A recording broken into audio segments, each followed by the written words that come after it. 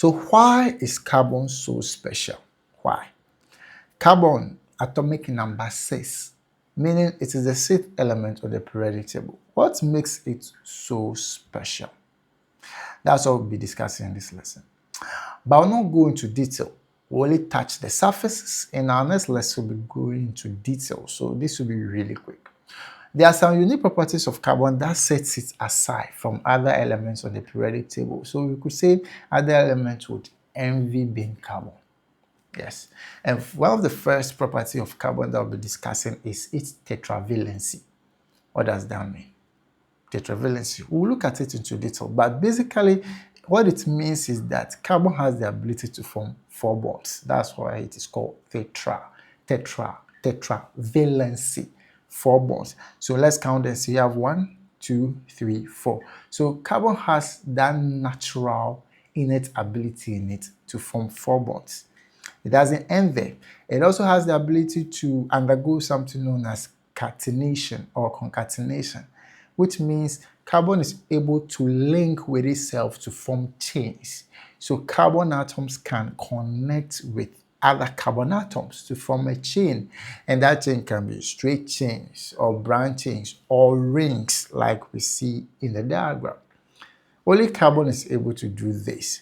And another unique property of carbon is what we know as well, carbon being able to form multiple bonds. So carbon can form double bond or triple bonds. So these unique properties of carbon set it aside from other elements in the or on the periodic table. So we've looked at tetravalency, ability to form 4 bonds, catenation, ability to link with itself to form straight chains and rings, and multiple bond formation, meaning it can form double or triple bond. These are unique, excellent properties of carbon. But what are some importance of organic chemistry? You see, because of the unique properties of carbon and then the ability of carbon to form so many compounds, it helps us to form or to manufacture drugs or medicines, the antibiotics, the vaccines that we use. So without organic chemistry, the paracetamols, the antibiotics that we rely on, we wouldn't have them. Another unique property or importance of organic compound is when it comes to agriculture. Our fertilizers, pesticides, weedicides, all of them have some elements of organic compounds in them. So with the help of understanding organic chemistry, we know how or what compounds we should mix together to form a particular fertilizer or a particular pesticide or weedicide. Then we have energy, of course, the fuels that we have, diesels, natural gases, petrol. All of these have their foundation coming from what? Organic compounds. And organic chemistry deals with the study of these compounds. Then we have in industry is very, very generic. It's just a bigger umbrella for plastics production, detergent production, paints production. So you will see that most of the factories that we have or industries that we have around us really depend on understanding of organic compounds. And then I think finally, living systems.